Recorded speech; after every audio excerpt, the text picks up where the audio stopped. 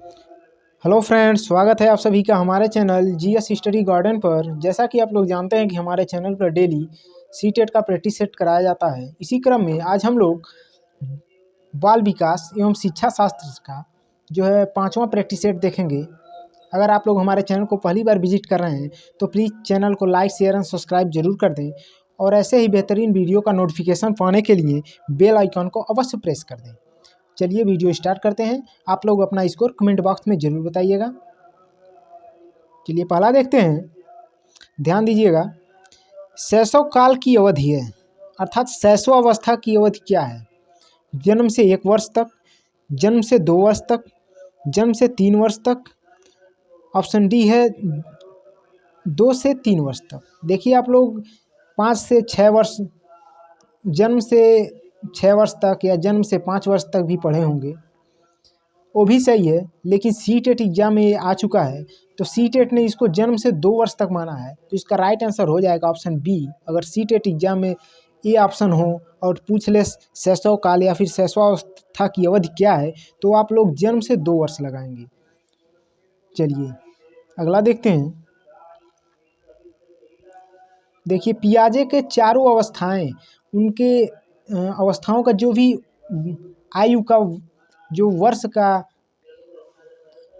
है, आयु का जो वर्ष है, वो आप लोगों को पता होना चाहिए, क्योंकि अक्सर ये सीटेट एग्जाम में इनके संज्ञानात्मक विकास से सिद्धांत से संबंधित जो है क्वेश्चन एक न एक आ ही जाता है।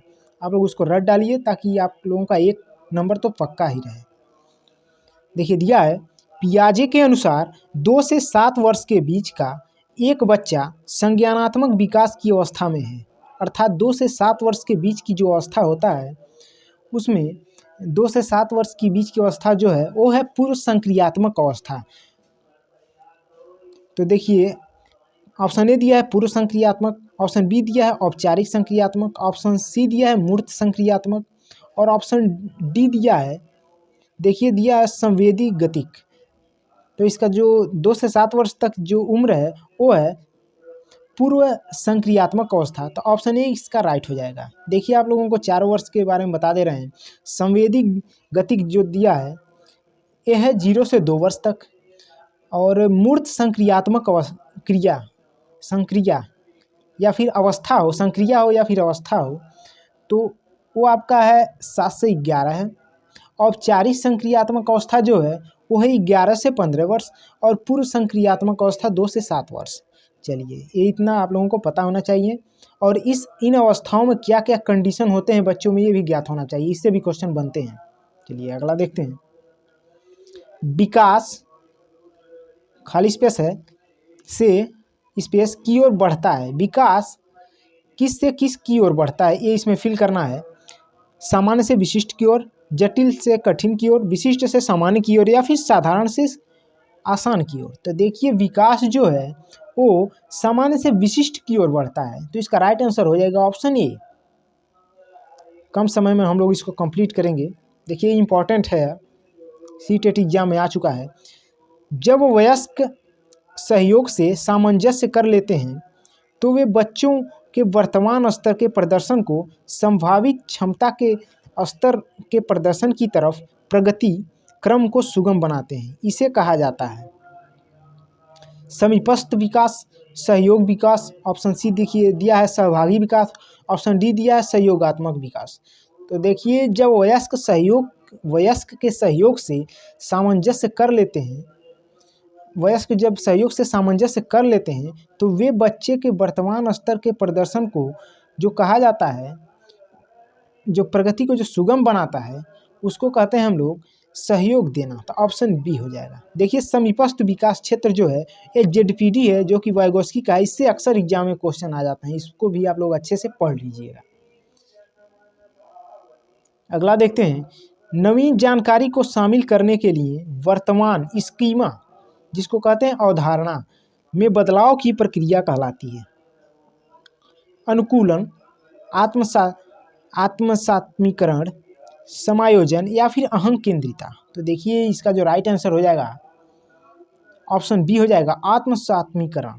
तो ऑप्शन बी इसका राइट हो जाएगा। चलिए अगला देखते हैं। ये भी इम्पोर्टेंट क्वेश्चन है, आ चुका है, इसको भी ध्यान दीजिएगा आप लोग।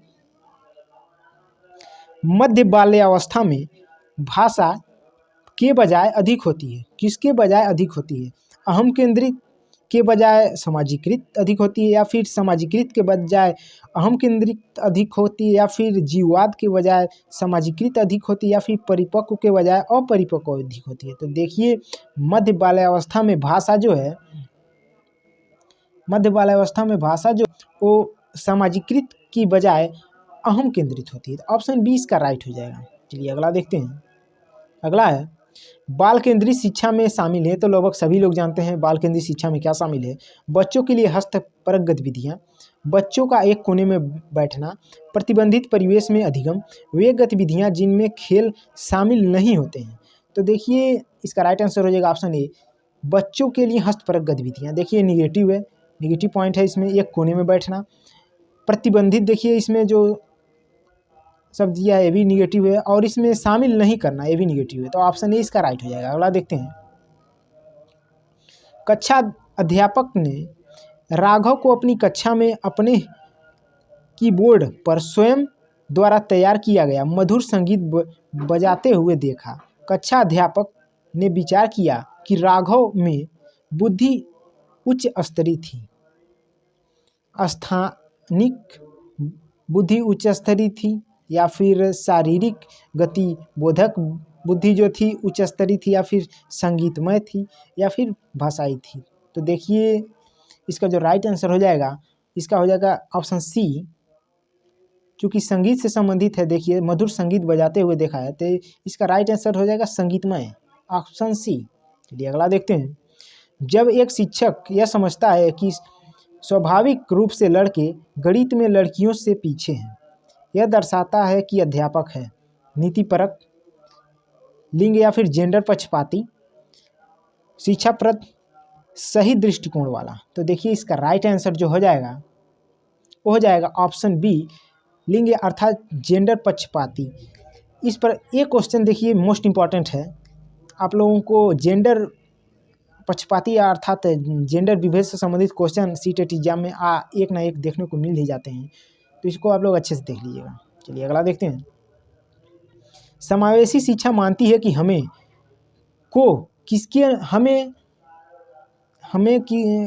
किसको किसके अनुरूप बदलना चाहिए, ये बताना है। बच्चे को व्यवस्था के अनुरूप, या फिर व्यवस्था को बच्चे के अनुरूप, या फिर परिवेश को परिवार के अनुरूप, या फिर बच्चे को परिवेश के अनुरूप। तो देखिए समावेशी शिक्षा जो मानती है कि व्यवस्था जो है बच्चों के अनुरूप बदलना चाहिए। तो ऑप्शन बी इसका जो हो जाएगा राइट आंसर हो जाएगा। चलिए अगला देखते हैं। बच्चों में ज्ञान की रचना करने और अर्थ का निर्माण करने की क्षमता होती है। इस परिप्रेक्ष्य में एक शिक्षक की भूमिका क्या है? तालमेल बैठाने वाले की, संप्रेषण और व्याख्याता की, सुगमकर्ता की, निर्देशक की। तो देखिए जब बच्चे में ज्ञान की रचना करने और अर्थ का निर्माण करने की क्षमता होती है, इस परिप्रेक्ष्य में एक शिक्षक की भूमिका यह होती है कि वह एक सुगमकर्ता का जो है भूमिका निभाता है। तो ऑप्शन सी इसका हो जाएगा राइट। चलिए आगे चलते हैं। इनमें से कौन सी विशेषता प्रतिभाशाली बच्चों की नहीं है? मोस्ट इंपॉर्टेंट, सीटेट एग्जाम में देखिए नहीं है दे देता है, तो आप लोग हाँ लगा के चले जाते हैं। इस पर विशेष आप लोग पूरा प्रश्न पढ़ लीजिएगा तब आंसर दीजिएगा, नहीं तो आप लोगों को हाँ वाला अधिक 3 ऑप्शन में हाँ ही मिलेगा और पहले यहाँ पे लगा के चले आएंगे। देखिए प्रतिभाशाली बच्चों की क्या विशेषता नहीं है? ऑप्शन ए दिया है उच्चतर श्रेणी की मानसिक प्रक्रिया, ऑप्शन बी दिया है उच्च आत्म क्षमता, ऑप्शन सी दिया है निम्न औसती मानसिक प्रक्रियाएं, ऑप्शन डी दिया है अंतर्दृष्टिपूर्वक समस्याओं का समाधान करना। तो देखिए प्रतिभाशाली बच्चों की जो विशेषता नहीं है वो है ऑप्शन सी, निम्न औसत मानसिक प्रक्रियाएं। चलिए अगला देखते हैं। कोहलबर्ग के सिद्धांत के पूर्व परंपरागत स्तर के अनुसार कोई नैतिक निर्णय लेते समय एक व्यक्ति निम्नलिखित में से किस तरफ प्रवृत्ति होता है? ऑप्शन ए दिया है अंतर्निहित संभावित दंड, व्यक्तिगत आवश्यकताएं तथा इच्छाएं, ऑप्शन सी दिया है व्यक्तिगत मूल्य, ऑप्शन डी दिया है पारिवारिक अपेक्षाएं। तो देखिए इसका जो राइट आंसर हो जाएगा वो हो जाएगा ऑप्शन ए, अंतर्निहित संभावित दंड। कोहलबर्ग के देखिए जो सिद्धांत दिए हैं उसके बारे में आप लोग अच्छे से पढ़ लीजिए, तभी आप लोग इसका आंसर अच्छे से दे पाएंगे। चलिए अगला देखते हैं।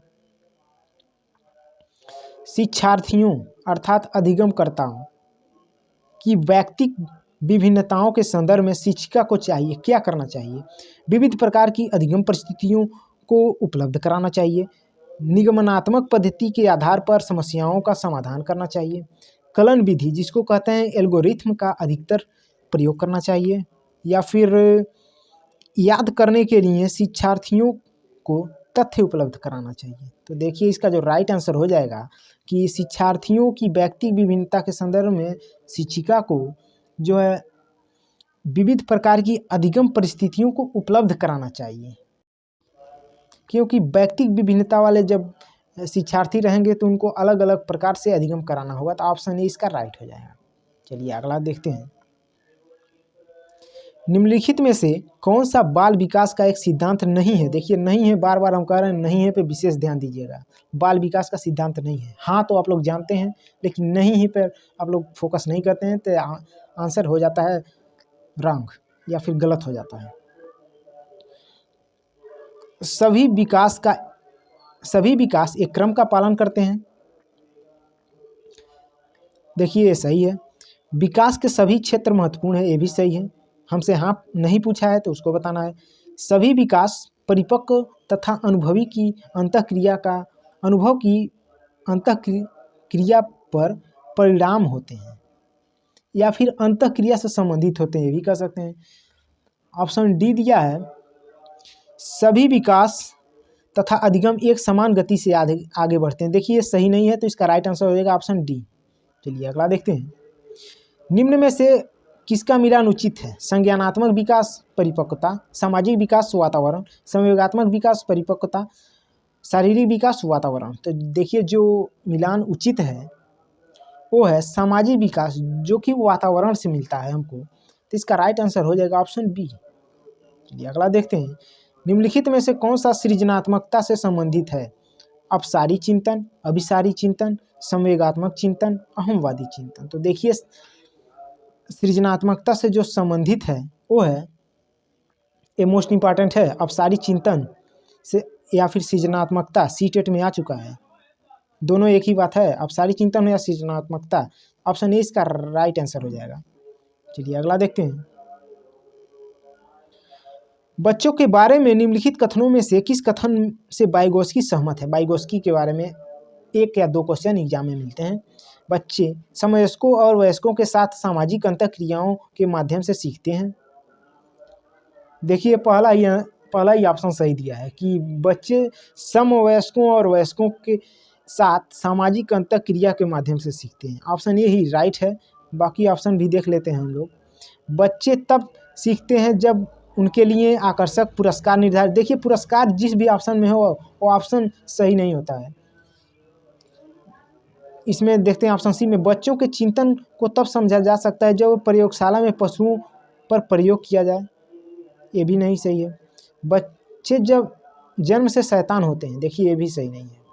ऑप्शन ए इसका राइट आंसर हो जाएगा कि बच्चे समवयस्कों और वयस्कों के साथ सामाजिक अंतःक्रिया के माध्यम से सीखते हैं। कई बार आ चुका है सीटेट में।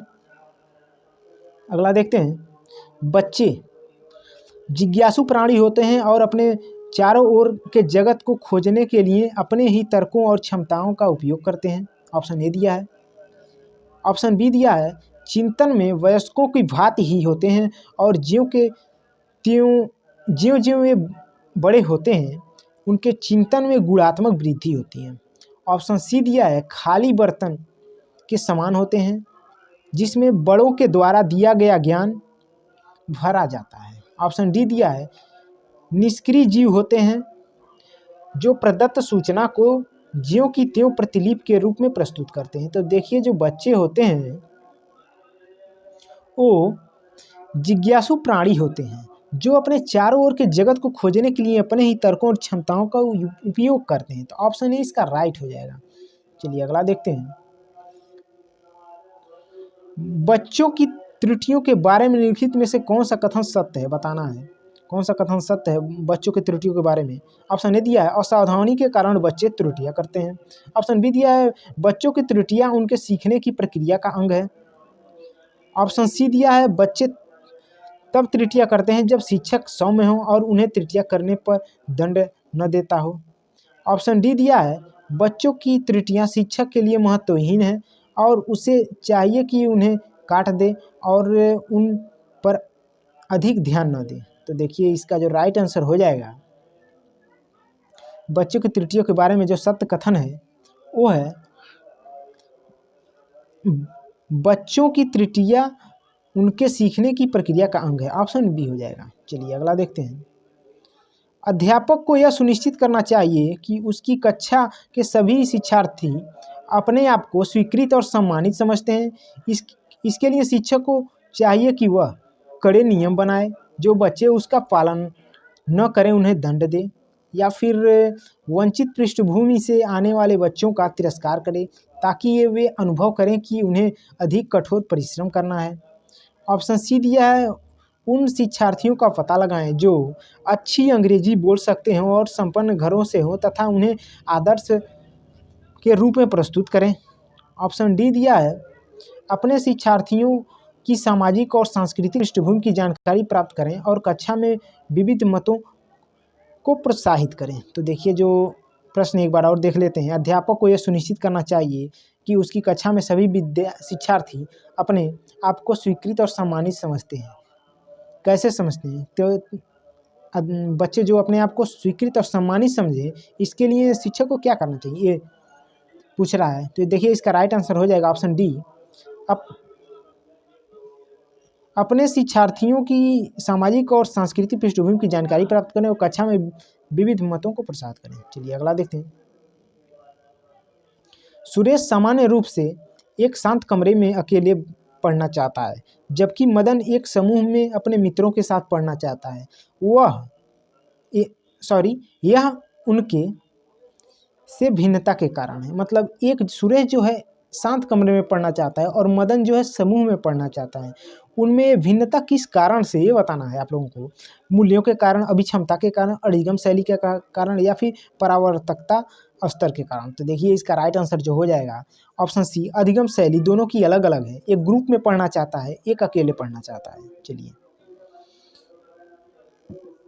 अगला देखते हैं। भारत में भाषिक विभिन्नता बहुत है। इस संदर्भ में विशेषकर कक्षा 1 और कक्षा 2 के प्राथमिक स्तर पर बहुभाषिक कक्षाओं के बारे में सर्वथा उपयुक्त कथन कौन सा है? आप लोगों को बताना है सर्वाधिक उपयुक्त कथन कौन सा है। शिक्षार्थियों को अपनी मातृभाषा या स्थानीय भाषा का प्रयोग करने पर दंडित किया जाए। देखिए दंडित किया जाए, दंड देना शिक्षार्थियों के लिए बाल केंद्रित नहीं है, तो ये ऑप्शन वैसे ही रंग हो जाएगा। अगला देखते हैं। विद्यालय में उन्हीं बच्चों को प्रवेश दिया जाए जिनकी मातृभाषा वही हो जो शिक्षा के लिए अपनाई जा रही हो। देखिए ये भी ऑप्शन नहीं सही है। ऑप्शन सी देखते हैं। शिक्षक को सभी भाषाओं का सम्मान करना चाहिए, सभी भाषाओं में अभिव्यक्ति के लिए बच्चों को प्रोत्साहित करना चाहिए। तो देखिए इसका राइट आंसर तो सी ही होगा। डी भी देख लेते हैं। जो बच्चे कक्षा में मातृभाषा का उपयोग करते हैं, अध्यापक को उनकी उपेक्षा, देखिए निगेटिव पॉइंट है, तो ये भी रंग हो जाएगा। कुछ वर्ड आपको ध्यान देखना होगा। रटना, उपेक्षा करना, ये सब जो वर्ड आते हैं या फिर पुरस्कार देना, ये निगेटिव वर्ड है। वो ऑप्शन हमेशा रंग होता है, इस पर विशेष ध्यान दीजिएगा। ऑप्शन सी इसका राइट हो जाएगा। अगला देखते हैं। एक बच्चा जो से ग्रस्त है वह सा और वाज न्यूक्लियर को अनक्लियर में अंतर नहीं कर सकता। देखिए ऑप्शन ने दिया, मतलब उसको पढ़ने संबंधित विकार, वैसे ही देख रहे हैं कि वर्ड को सही तरीके से नहीं पढ़ रहा है, पढ़ने संबंधी विकार हो रहा है। तो पढ़ने संबंधी विकार क्यों आता है देखते हैं। ऑप्शन ने दिया डिसलेक्सिया, ऑप्शन बी दिया शब्द जब लिंग विकार, ऑप्शन सी दिया है डिसलेक्सीमिया, ऑप्शन डी दिया है डिस्मोर्फिमिया। तो देखिए पढ़ने संबंधी विकार जो आता है पठन डिसलेक्सिया के कारण आता है। तो इसका राइट आंसर ऑप्शन ए हो जाएगा। अगला देखते हैं। जब संचार माध्यम समाजीकरण का एक महत्वपूर्ण माध्यम बन जा रहा है, नीचे दिए कथनों में से कौन सा सबसे उपयुक्त कथन है? संचार माध्यम पदार्थों के विज्ञापन और प्रक्रिया के लिए एक अच्छा माध्यम है। ऑप्शन बी दिया है, समाजीकरण केवल माता पिता और परिवार के द्वारा किया जाता है।